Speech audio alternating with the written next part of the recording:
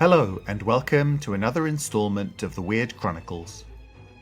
Each episode, we bring you tales of action and adventure from Malifaux and the other side. The railways are the backbone of Malifaux's economy, and many of the most important factions derive their power from controlling the rail and the freight that rolls along it. But the smart money knows that controlling the rail workers themselves is the key to true power. I hope you enjoy the Northern Junction.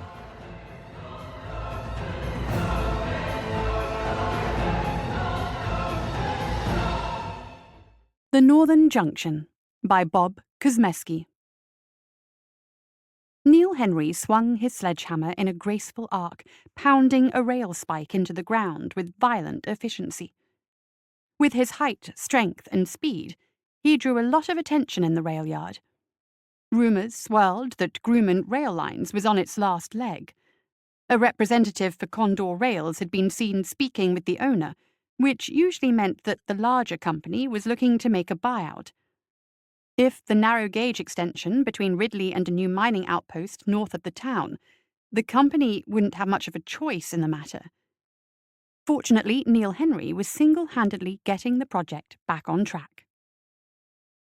Neil took a break to dab at the sweat running down his bald head. He and his wife Paula had taken a big chance uprooting their lives and crossing over to Malifaux. Luckily, it didn't take long for him to find a better-paying job than the one he'd held back on Earth.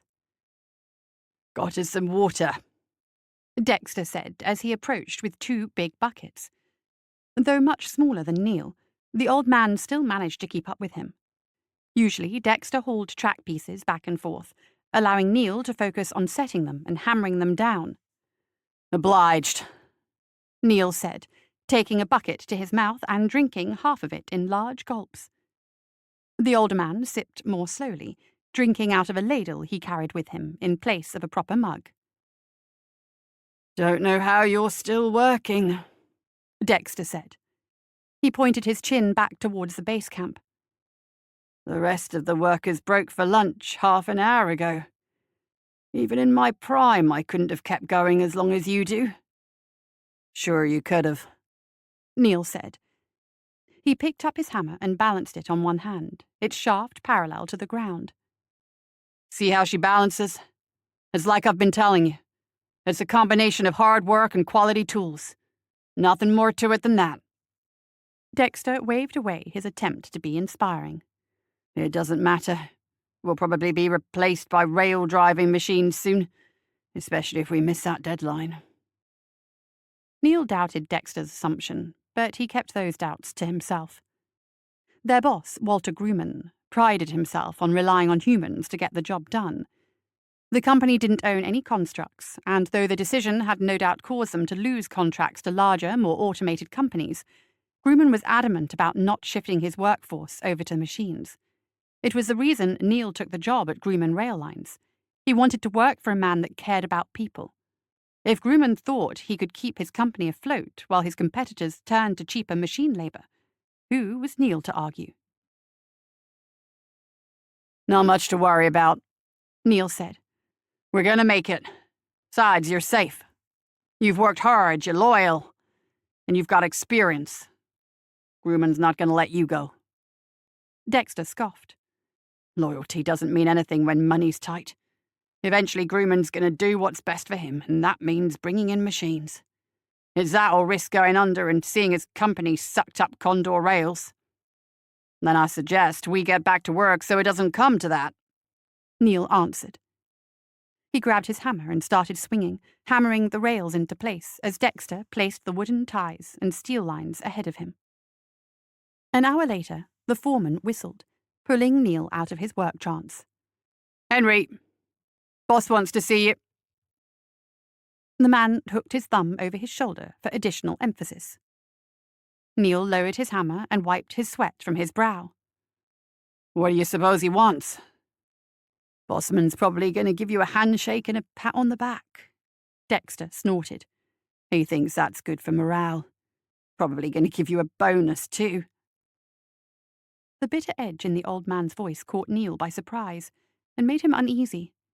He considered saying something, but eventually decided that it was best not to keep the boss waiting.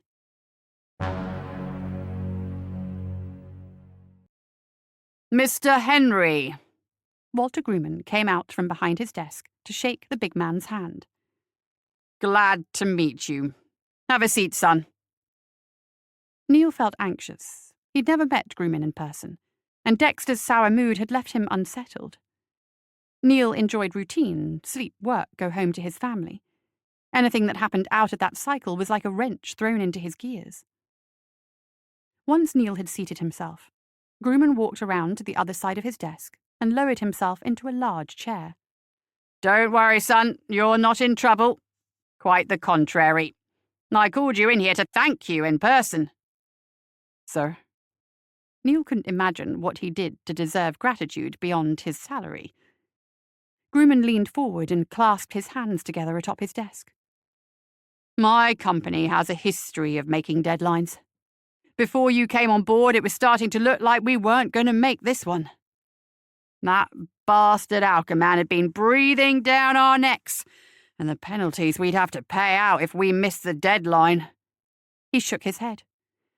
"Well, let's just say that figuring out how to get us caught up was keeping me up at night.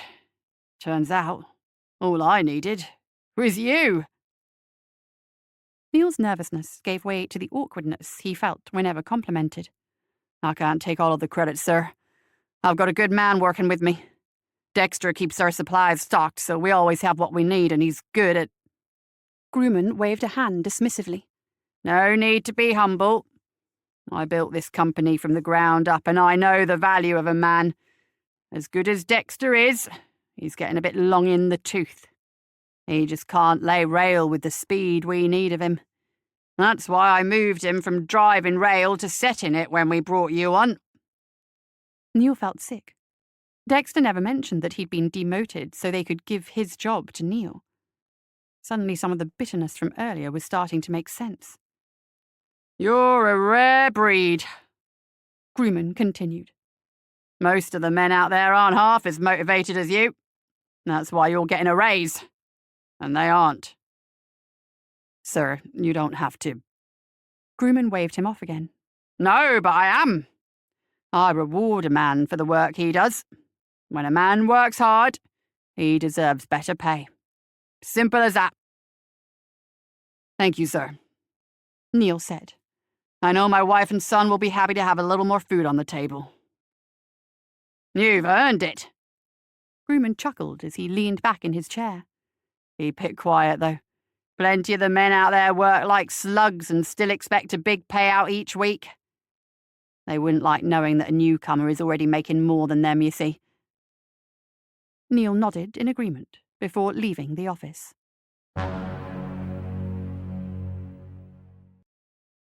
Neil wasn't sure what to tell Dexter when he got back. He didn't like knowing that he had taken the man's job.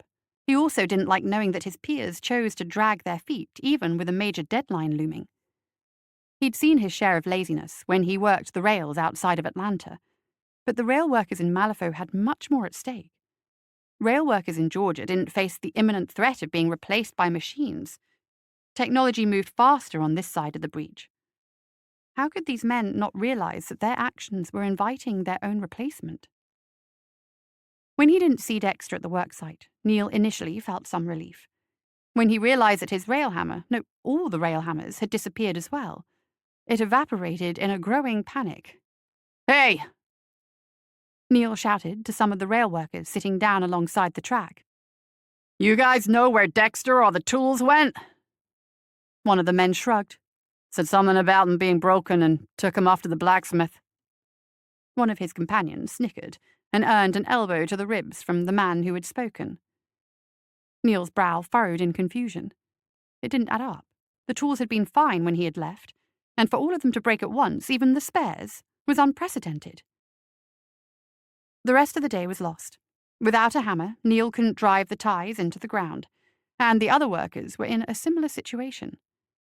After his search for a replacement turned up nothing, he rallied a few of the workers and started laying out ties and rails. It wasn't the work he wanted to be doing, but he refused to sit down and give up hope. At quitting time, Neil marched down the rails to the base camp, a small contract town with a number instead of a name. There had been buildings surrounding a half-dug mine when the first settlers arrived, and the miners had moved into them without a second thought. Even with the rail workers making their temporary stay in town, there were more than enough of the abandoned buildings to house them all. Neil went straight to Dexter's house. It was a bit ramshackle, with a door that was clearly much newer than the rest of the weathered and faded structure. He knocked on the door, politely at first, but then with increasing annoyance when the old man refused to answer. Eventually he sighed and glanced at the rail line that connected the town to Ridley.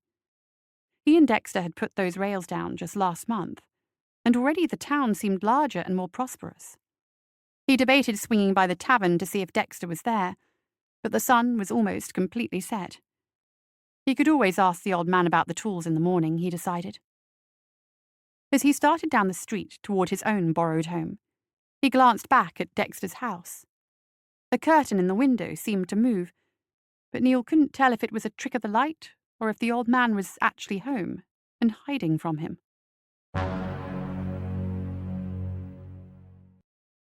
Timmy didn't hug Neil at the door. The smell of Paula's cooking didn't fill the air.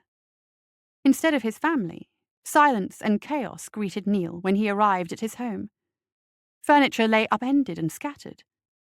An upturned lantern smouldered on a singed patch of the wooden floor, its oil nearly spent. Neil moved through the house and found it in a similar state. In the kitchen, flour covered nearly every surface of the room. An iron skillet lay on the ground next to a small smattering of blood. Crimson streaks trailed through the white powder, alongside some footprints and drag marks. He also found a note in the kitchen, impaled on the wall with a carving knife. The tracks miss their deadline, or you never see them again. Neil tore the note free from the knife, read it again, and threw it to the ground. He braced himself against a wall with one hand and fought back the bile rising in his throat. Kidnappers had taken his family. His mind raced as he tried to decide what to do. The contract town only had the one sheriff, and he was older than even Dexter. Even if the kidnappers didn't kill his family for speaking with the sheriff, he doubted what the man could even do to help them. He could damage the rail or work slower, give in to their demands, but that certainly didn't guarantee that they wouldn't just kill his family anyways. What if his family could identify them?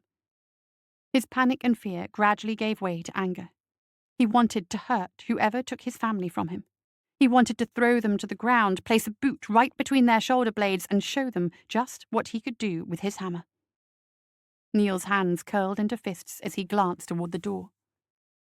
He might not know who the kidnappers were, but he was pretty sure that he wasn't the only one being blackmailed. Neil hammered at Dexter's door until the wood was starting to splinter beneath his fist. "Dexter, I know you're in there. Open up!" Just as Neil was debating whether or not to kick the door down, Dexter cracked it open and peered out at him. Just do what they tell you," he stammered. "If you slow down, it'll work itself out." Neil forced the door open and stormed into Dexter's home. "They took my family." He wheeled around to face the smaller man. "What do you know?" 2 days, Dexter cried as he stumbled away from Neil. "Just 2 days, that's the deadline, see?" He raised his hands defensively. "You just need to slow down a bit. Don't work so hard. You just take a load off, and then when the deadline passes, they'll let your family go." Neil ran a hand over his bald head. "How did they get you?" Dexter lowered his eyes in shame as he rubbed the back of his neck. "Money. More than I make in half a year. More than that cheap bastard ever paid us. But it was only supposed to be missing tools, slow work. I didn't think they'd bring your family into this." Neil tried to spit, but his throat was so raw that he couldn't produce the saliva. "How could you? I didn't know it would come to this." Dexter was exasperated. "Besides, you brought this on yourself. Condor Rails was hovering over the company like a vulture just waiting for us to go under. We all know how Orca Man does business. Did you think they wouldn't notice when you showed up out of nowhere and started getting us back on schedule? Neil kicked a nearby chair, collapsing it into a pile of wood, springs, and padding. Dexter let out a sudden yelp, fear instantly gleaming in his eyes. When he spoke, his voice was slow and hard, like steel. If you want to live, you help me find my family. Neil stayed within arm's reach of Dexter as he guided the old man to Grumman's office. Their boss was hunched over his desk when they entered, filling out paperwork by lantern light. One hand on Dexter's shoulder, Neil forced the older man down into a chair. Aside from the kidnapping, Grumman expressed little surprise that his employees were being blackmailed. A cutthroat business attracts cutthroats, he wearily explained. Transportation is the lifeblood of progress, and therefore it is a very lucrative business. Unscrupulous men like Orca Man have no problem stooping to questionable tactics to put their competitors out of business. This wouldn't be the first time I faced a scheme like this. You're not concerned? Neil asked, shocked. About you and your family, yes, I am absolutely concerned. I'm just not surprised. He motioned to a map of the rail line hanging on one wall of his office. Dates were scratched onto the map in red and black ink next to each stretch of track, marking when it was completed. Once we reached this town, problems emerged. Broken gear, mysterious illnesses during pivotal moments. All right when Orca Man's people came into town. He cast an accusing glare at Dexter, who slunk down into his chair in shame. So what do we do? Neil asked, ignoring his guilty co-worker. They have to be somewhere here in town, Grumman replied. There haven't been any trains from Ridley since 2 nights ago, and someone would have noticed them being marched out into the surrounding hills during the day. Dexter frowned. They would have needed multiple people to grab your wife and kid, he mumbled. They couldn't risk trying it with just one person. Neil lowered his head and pressed the palms of his hands against his eyes. While I was laying track today, after the tools went missing, some of the workers left. I thought they were just cutting out early. Dexter sat up a bit in his chair. Maybe not. Who was it? Gary Dowd, John Neiman, Francis Baird. Neil strained to remember the last man's name. The French one with the moustache. Marty Dupont. Grumman nodded in understanding. I've had my suspicions about all of them. Orcaman must have them in his pocket. That gives us the who, but not the where. Neil raised his head and looked to Grumman in desperation. How do we find out where they're being held? Grumman leaned back in his chair and shrugged. You ask. Before the morning shift, Grumman gathered the men for a rousing speech. He proclaimed the tools had been repaired, and that today marked the start of a massive final push to the end. Dowd, Baird, and Neiman stood near the back of the group, smirking in private amusement as they listened to their boss's speech.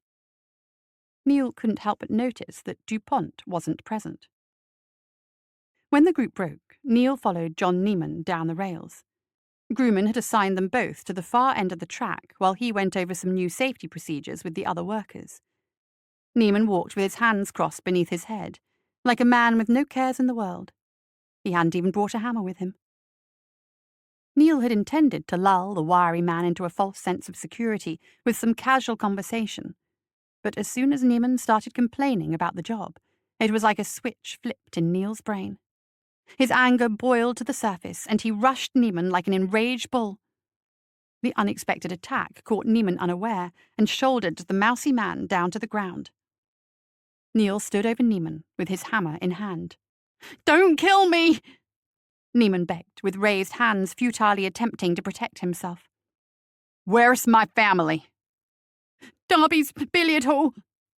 Neiman quivered as he soiled himself. West side of town. Thanks. Neil brought his hammer down so quickly that Neiman barely had time to scream.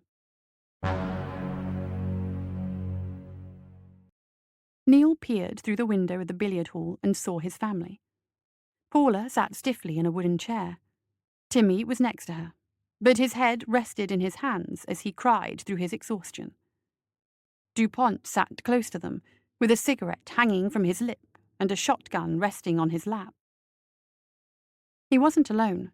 2 rail driving constructs accompanied him, each of them positioned near one of the entrances.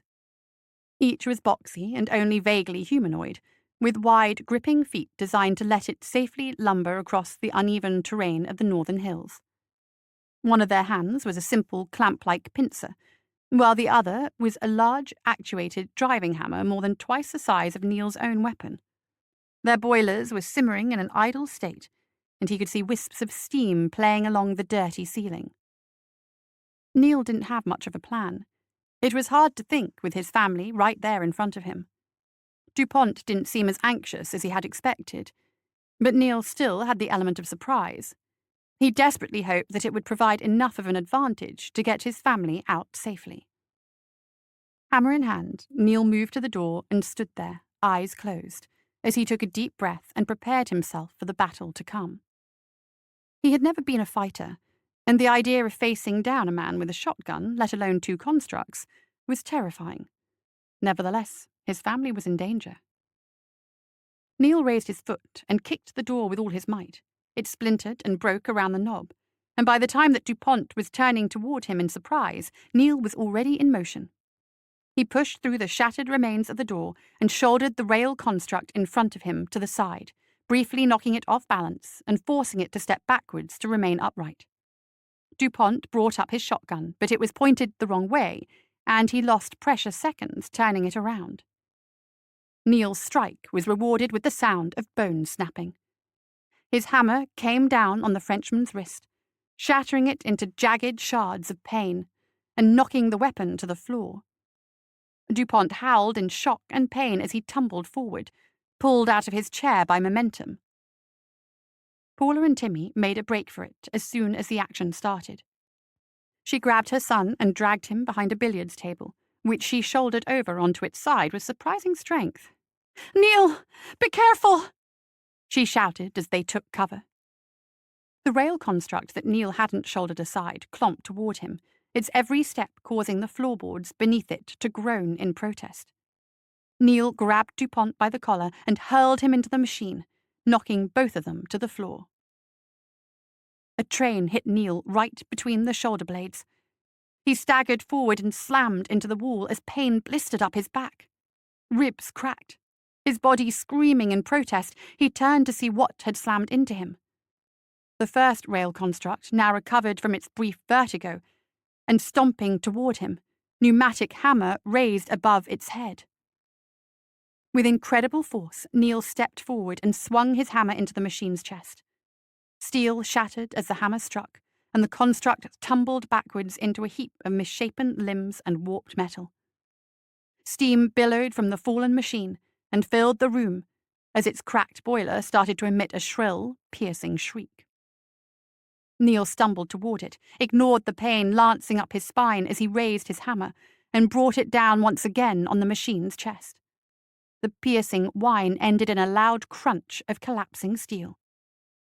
"Dad, look out!" Neil turned at the sound of his son's voice to see DuPont standing up. His right hand was a bloody mess, but he had still managed to retrieve the shotgun.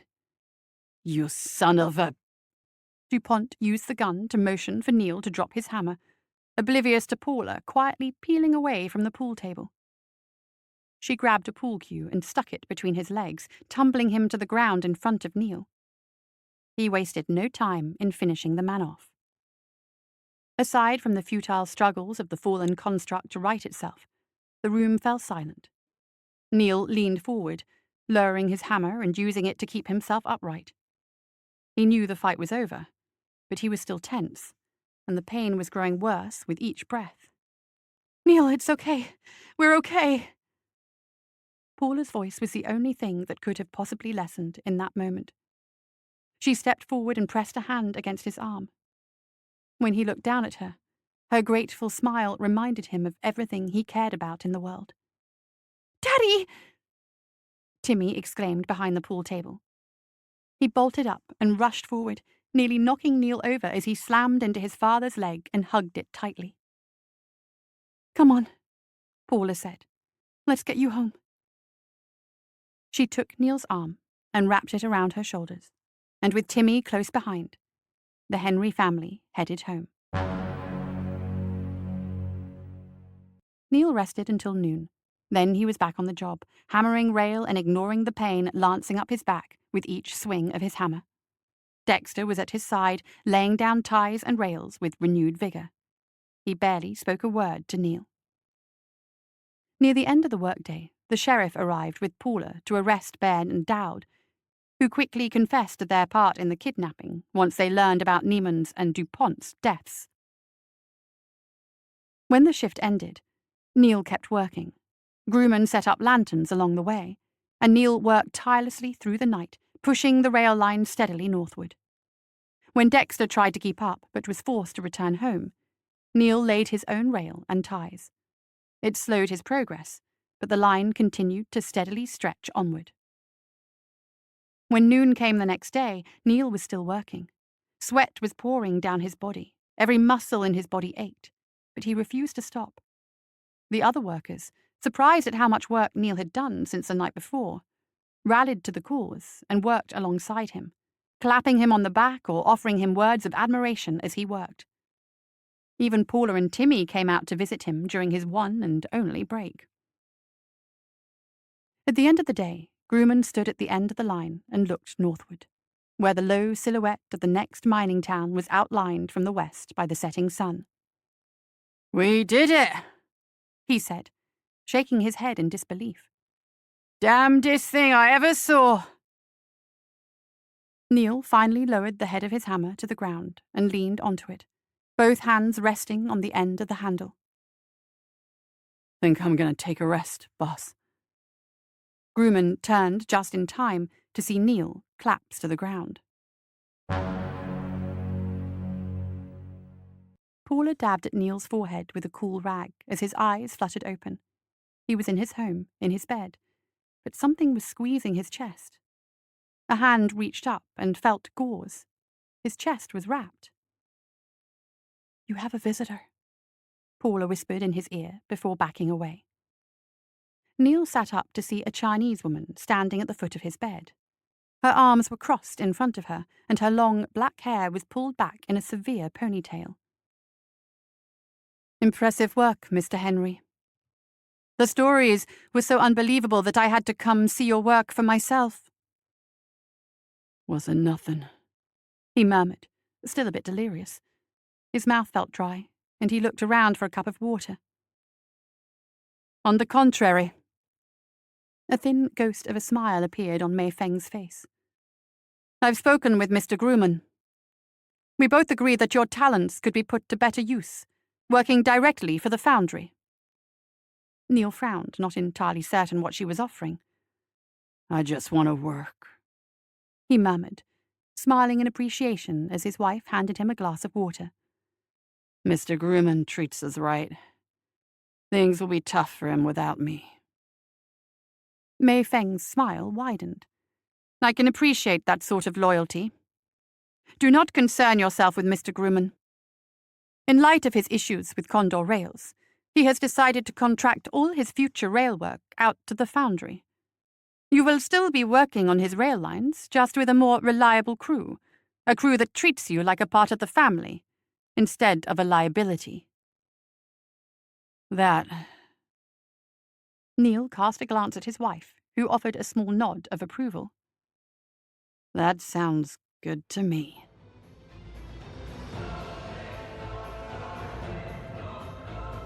That's it for another episode of the Weird Chronicles.